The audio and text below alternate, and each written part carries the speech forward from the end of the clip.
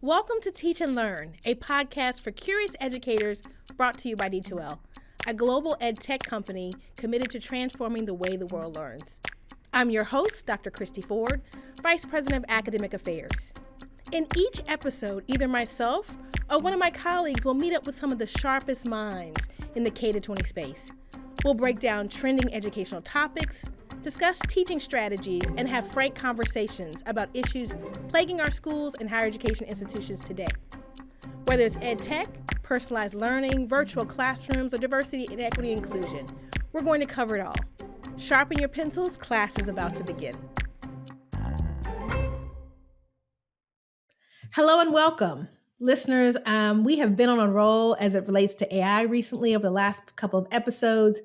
And we've really been discussing AI's impact on education and beyond. And I'm so thrilled to continue this conversation today by chatting about teaching, educators, and why teaching skills are so beneficial as we rapidly see evolution in education as it relates to AI.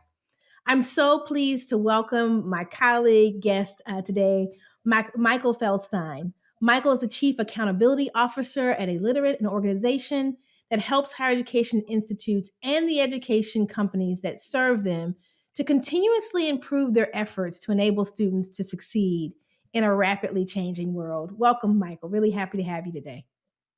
Happy to be here, Cristi. Thank you.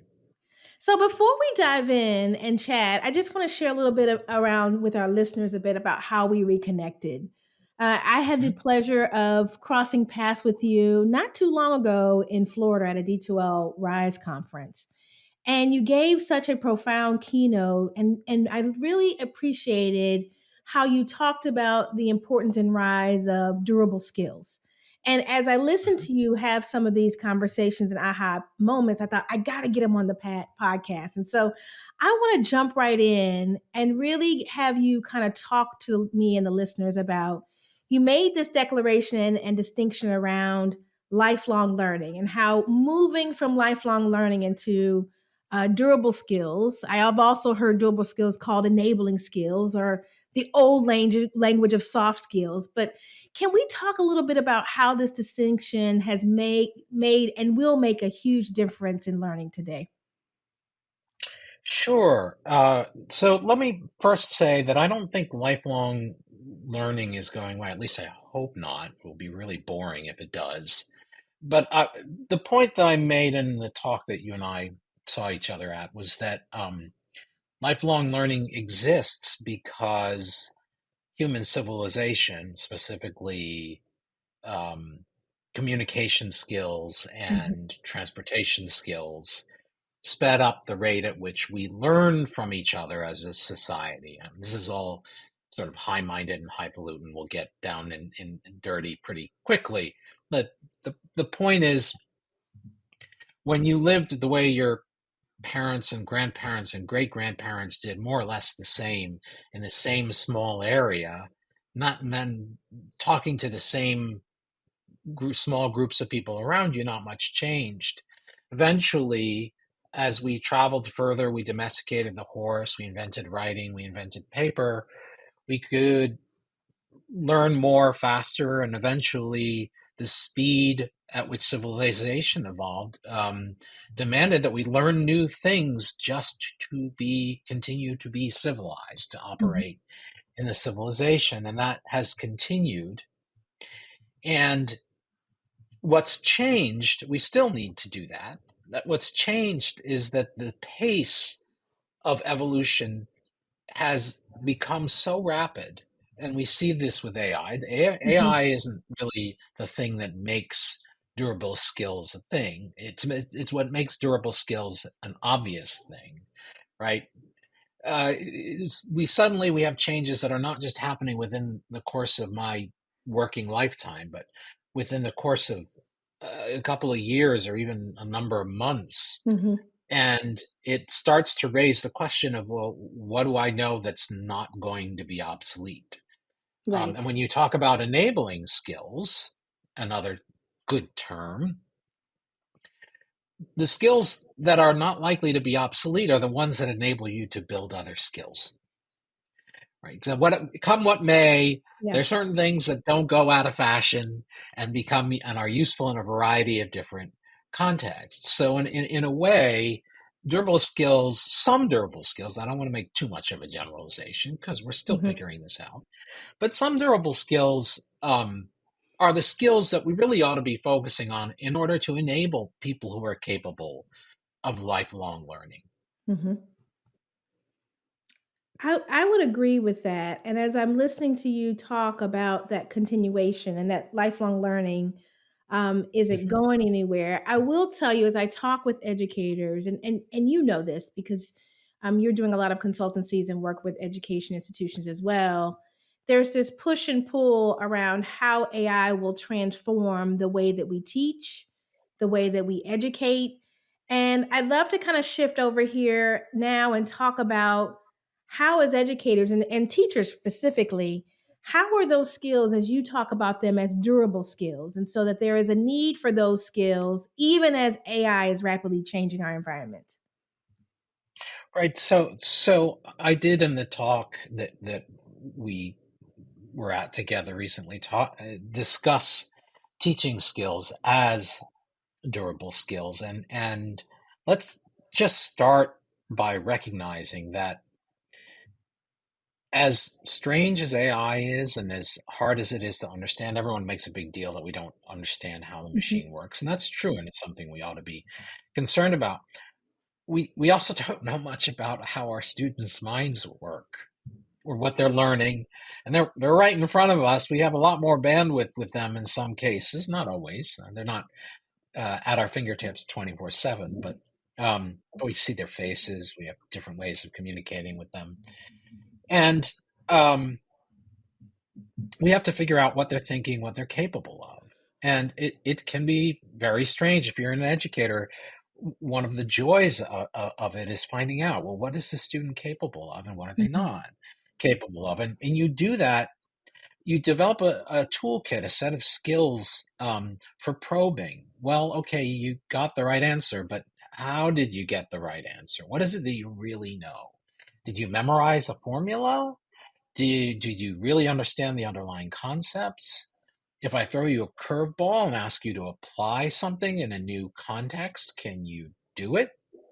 Mhm. And what we find is that both humans and AI are very strange and quirky and unpredictable in this way. If you had, before generative AI, if you'd asked a software developer, hey, this thing you built, um, can it pass the medical board exam for neurosurgery?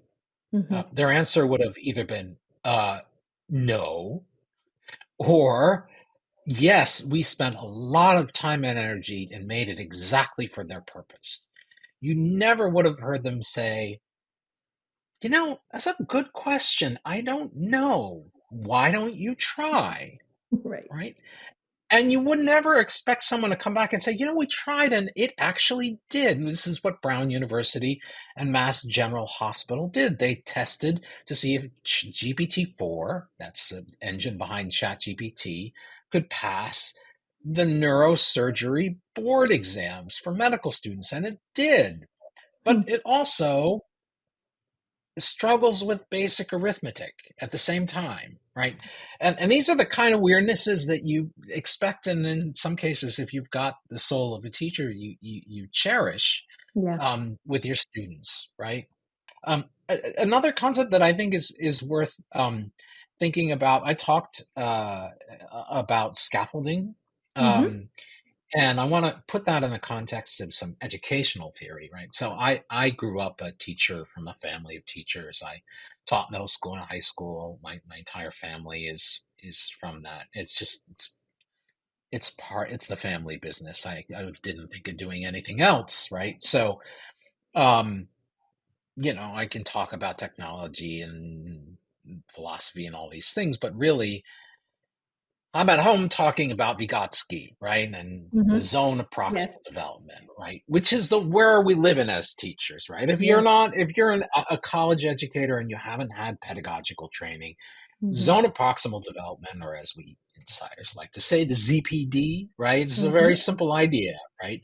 Stuff below the ZPD, the students don't need you to teach them. They're going to figure it out on their own, right?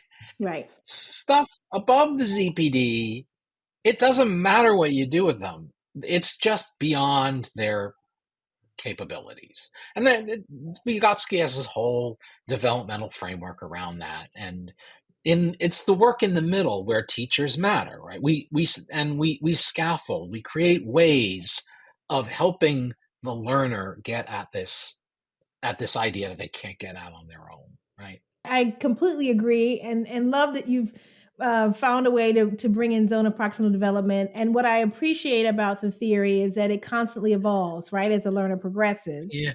and the scaffolding support reduces as the learner gains independence. And so it makes total sense as you're talking about the work here that we're talking about is AI, around AI. I'd love for you to maybe give us a practical example, given that you're an educator at heart, in terms of how you started to really go deep and really utilizing LLMs and ChatGPT for some of your own work, some of your own research, some of your own lived experiences. My little sister, who is also a teacher, had a brain hemorrhage a couple of months ago from a previously undetected aneurysm, and it was terrifying.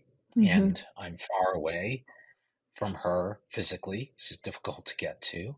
Mm-hmm. Um, there's not a lot that they can tell us for a long time. You're really reading a lot of tea leaves. And there's a reason why the expression "it's not brain surgery" exists, because brain surgery is incredibly complicated Yeah. and delicate. Um, and for me, and this is, by the way, is how LLMs are being piloted, or one way they're being piloted in hospitals today, is not to replace physician judgment, but for patient education. Okay, here are the medical notes. Here's what they Mm-hmm. mean in practical terms. Here's what we know, what we don't know. As and I had to scaffold my conversation with ChatGPT to explain to it, look, my sister's in the hospital. Here's what I know about what happened to her.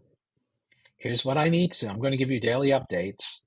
Every time Mm-hmm. I get an update, I'm going to give it to you. Here's what I want to know. Because um, this is a very specialized need. It's different than my typical questions, right? What I want to know is, what does this new information tell me about her current health? What does it tell me about her prospects for improving? And what does it tell me about the quality of care that she's getting? And I Yeah. need that in simple language, and um, but with detail, because I have to communicate with other members of my family, including my 90-year-old father. So much about our healthcare system has become dehumanizing. And Mm. it's ironic that this artificial intelligence makes me feel like I'm a little bit more connected to what's going on. And so as you talk about um those examples around your sister and the ways in which you use ChatGPT to be better informed, to inform your father, to inform your relatives and your community, it almost felt like you were having a daily conversation. You were importing new information every day and having a daily conversation. I am having a daily conversation with it. That's exactly how it is. And it got to the point where I would just write a single line of text, because this is all in one thread. So, Hmm. so remember, these things right now, the way they're designed, they can only remember one conversation. They're not Right. going to remember from one conversation to another. There are rumors that may change for better and for worse. But right now, I was maintaining a long conversation. And in the beginning, I had to do this is I'm using the word scaffolding loosely. Those Hmm. who know the terminology and know the craft know there are all kinds of ways that you scaffold, right? And I wasn't doing a lot of formal scaffolding. I was focusing, right? And I was refining. I was responding to its output and saying, can you tweak it this way? Can you? Okay, let's try to keep it that way, right? When it got to the point where it was really fine tuned for me, it understood what I needed. I would just write it a single sentence. Here's the update for today, and I would paste in notes that I got from my medical professional brother-in-law, or I would show it a picture of my sister's respiration support monitor, and it knew that I was asking, what does this tell me about my sister's current health? What does it tell me about her chances of getting better? And what does it tell me about her quality of care? It knew I needed it to communicate it to me in simple enough language that I could translate for others and understand myself, but in enough detail that I felt confident talking to others about it and could dig deeper if I wanted to. Yeah. And when you talk about your examples and experiences, obviously, I'm listening. I'm thinking about educators who may be novices in terms of really spending time with ChatGPT. Maybe have had some initial orientation, but have not gone as deeply as you have. You actually put out a really good post back at the end of the year that I'm wondering if you feel the same about. You talked about back right before the holiday how to chat GBT proof analysis assignments. And so you kind of gave some real tangible examples in that post. And so I'm wondering if that's still your vantage point there. And if so, if you could share some kind of examples of that with the listeners today. Yeah, so there's actually, I would say, strengthening evidence from the research literature around use of ChatGPT in consulting, for example. There was something put out by the Boston Consulting Group that basically showed what you would want to see in a teaching environment, which is that um, the worst performing consultants, the gap between the worst performing consultants and the best performing consultants shrank. They all improved using ChatGPT, but the worst performing consultants improved the most. And well, what does that mean? Does that mean they're cheating? Does that mean ChatGPT is doing it for them? Or does it mean that ChatGPT is, or whatever um, generative AI they're using? I've been using Google Gemini, the most advanced model, lately a lot, and I like it a lot. These things will change, but uh, how are they using it? Right? There are a lot of situations where that context that we were talking about, that scaffolding, Mm-hmm. that's that's useful if you're a consultant, which I am, right? A lot of consulting is about context. It's about figuring out what doesn't matter Yes. and stripping it down to what does matter here. The example I gave in the post was the Supreme Court Mm-hmm. case. Mm-hmm. Is this case one that should be taken up by the Supreme Court based on the rules that the Supreme Court follows? Right? You can instruct a generative AI to help you create an assignment in which um, um, the generative AI is told, don't give the answer. Right. Ask questions first of all. Don't give the answer. You can tell it, don't give the answer. The students can work hard to game it, and sometimes they can get away with it. But the more important thing is that you want to give the students a problem where they have to know what's important and what's not important. They have to give ChatGPT the context, right? They have to go out and research and find what matters here, Mm-hmm. that would drive the decision about whether the court would pick this up, and then the generative AI can say, well, based on um, this information, you've this criterion applies, but you'd only look for that information if you knew something about that criterion. In other Yes. words, you have to know something. You might need a little help in applying, but you have to know something about what's relevant and what's not in order to um, ask for help and get it. Yeah. And I do think that there are tons of possibilities Hmm. for this using this technology. We have a lot of work to do to make it reliable and abuse proof, but we say we've been saying ever since online tests that's always been true of analog um, teaching, and it's true of digital too. And I'm not trivializing it. We Yeah.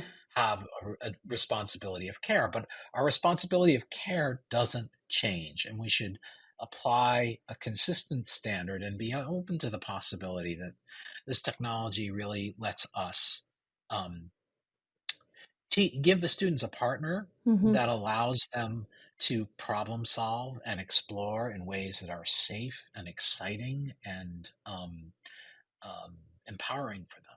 Yeah. As I've been talking with institutions and educators around this conversation for the last year, there's just been such dynamic, different voices and viewpoints, to your point, in terms of being able to have these conversational viewpoints as a faculty member, like you, using in other elements and applications in our lives, to the ethical considerations and how are we thinking about where we are today, right? We're just scratching the surface of LLMs and where we will be in let's say 3 years, right? And how do we do a better job to mitigate some of those areas of risk? And where is the real risk? Is it around privacy? Is it around sovereignty of data for learners? Would just love your thoughts and musings around those aspects around this work as well. Well, there are a lot of really smart people who are digging deeper into those questions than I have, and so I'm relying on them, and it really is a frontier area because again, we don't know. We know how to secure old applications in ways that we don't know how to secure the new application. You can put all kinds of safeguards Hmm. into a generative AI application, and it turns out you can still trick it. And I read a paper recently that said the smarter the AI is, the easier it is to trick with sort of emotional appeals. We're doing a counterterrorism study. This study could save lives. So we want to study all the different ways in which the London um, subway system is vulnerable to Hmm. bombing. And you get normally ChatGPT or Google Gemini would say, "Huh, I'm not telling you anything about that." But when it thinks it's saving lives and talking to somebody who's concerned about that, it can be tricked. We're dealing with um, uh, technology that is just unpredictable, and here again, our human experience may come in handy, right? Yeah. Because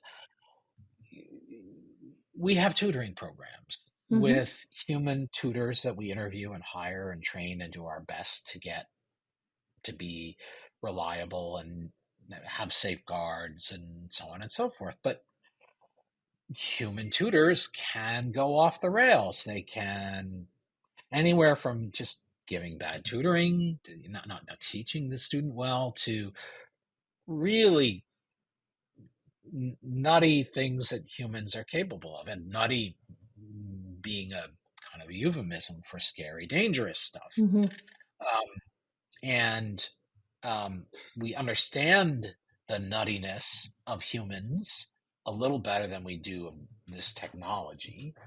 Um, and so that helps us a little bit, but the process is fundamentally the same, right? We have to take the same care of oversight, right? There's a term in artificial intelligence called human in the loop, which means Hmm. you don't just let the technology run. You always have a human supervising what's going on. There's no robot tutor in the sky without a human there supervising. And we have to think very carefully about supervising our AI just as we have to think very carefully about supervising our human tutors. Yeah, agreed. And before we start to wrap up here, I want to go back to some other exciting work that you've been doing at the end of last year. I think as I was looking at some of your blog postings back in September, October, you talked about running a 6-month series on Mhm. designing and building workshops, resulting in an AI learning design assistant. Can you share with our listeners a little bit about that project? Where it is now, and kind of where you're going from there. Yeah, I'm very excited about this. I'm it's frustrating because, as you know, dealing with institutions, especially higher ed Yes. institutions, and getting contracts signed and so on is a slow process. So there are a whole bunch of organizations that are almost over the finish line, including one of my absolute favorite vendors who I can't name yet because we haven't made it official on paper, but Okay. one you're familiar with, very, very familiar with, um, that are involved in this project, and this gets back again to sort of the human question, right? We've had so if you work in an organization that's doing online learning, um, and you have ambitions to grow, no matter what size organization and no matter how big your ambitions, chances are you're short on learning design skills. You're short on trained learning designers, even in a very faculty centric organization, right? Where, kind of an old fashioned Hmm. um, research university, you don't have the support staff, right? Even if they're the faculty or the ones designing, ideally you want to have support staff there for them. And if you're working online at scale and you have a little bit more centralized oversight, then you really have challenges. Um, and we've had these design capabilities like backward design, these design philosophies, methodologies for a half a century or more. And yet, the tool that we're using most often is a word processor supporting interviews, right? Right. We in a half a century, we've not yet built a tool that replaces that. And so I have this project, and I think there are 2 points to this workshop series. One is the question itself, right? Hmm. Can Is it possible if we flip the script, if we make the AI the question asker rather than the question answerer, right? If we make it the interviewer, if we teach it to interview and then to generate the content based on the interview, can how good can it get at generating a first or second or maybe third draft of a learning design? That portion that we do in the word processor before we put it into our platform, our learning platform, and massage it more. Hmm. Can we get a 20% increase in efficiency in enough learning design contexts that it really matters, that you're able to build more courses, that you're able to revise courses that have sat there in desperate need of revision forever, that you're able to engage your learning designers in focusing on quality rather than quantity, that you're able to change your budget and your relationship with external learning design support, right? So everyone I've spoken to has said 20% increase would be revolutionary. Right. So we're exploring, can we build something cheap that tests that idea? It's not going to be a full product, but can we gather a bunch of folks from very different institutions, find out what's so variable about learning design processes that we haven't been able to build a tool, find out if we can capture enough of the magic with this new tool that we can build something to accelerate the learning design process, and if so, we can touch a lot of students. And the That's second piece, fantastic. thank you, I'm optimistic, I'm hopeful, I think it fits. we Yeah. You never know until you get into the details. So for example, AIs don't read the way humans read. So if you want it to read and revise your script, your old course line by line, the way you would, it doesn't do that. It doesn't. do that. So we have to explore and discover what it can and can't do. And that's the other half of this, which I actually think is the most important half, right? Where this is about durable skills, right? Mm-hmm. Yeah, Yeah. the specific AI gets changed. Last week, if you had asked me what my favorite generative AI platform is, I would say, well, ChatGPT. Yeah. Now I'm not so sure, right? These things are going to continue to change, and what we need problem solving skills where we can go in and explore the human context in a very complex human problem, like learning design, which is Yeah. complex and variable even within an individual organization.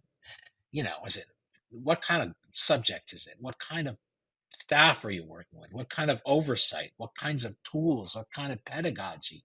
All those things can affect the way you approach your learning design. And Agreed. can we understand that problem? How do we go about understanding that problem well enough that we can decide if, when, and how a technology as complicated as generative AI can be useful? So Yeah. it's faculty literacy, it's learning designer literacy, it's durable skills, it's exploration of the technology, and hopefully it's solving a real problem. It's problem-based Yeah. learning. This is fantastic, and I really hope that as that work evolves, that we can circle back to you and learn a little bit more about the results. It sounds like you're on the precipice of some really promising work with collaborative with institutions, and really glad to hear that that is moving forward. Michael, so glad to have you here. Let me just share with our listeners who want to stay connected to you. You can find Michael on LinkedIn. He is M. Feldstein. You can also connect with him on his website. He has a lot of great work and writings and follow-ups on some of the things we talked about today at e-Literate.us. So please make sure to follow Michael there. And thank you to our dedicated listeners and curious educators everywhere. Remember to follow us here at D2L on social media. You can find us on LinkedIn and Facebook at D2L. And check out our YouTube channel at Desire to Learn Inc. If you like what you've heard, remember to subscribe, rate, and even leave a comment for us. We'd love for you to share this episode and others with your peers. Thanks for listening, and bye for now. You've been listening to Teach and Learn, a podcast for curious educators brought to you by D2L, a global learning innovation company helping organizations reshape the future of education and work. To learn more about our K-20 and corporate solutions, visit d2l.com. Visit the Teaching and Learning Studio for more material for educators by educators, including masterclasses, articles, and interviews at d2l.com/teaching and learning studio. Remember to hit that subscribe button, and please take a moment to rate, review, and even share the podcast. Thanks for joining us. Until next time, school's out.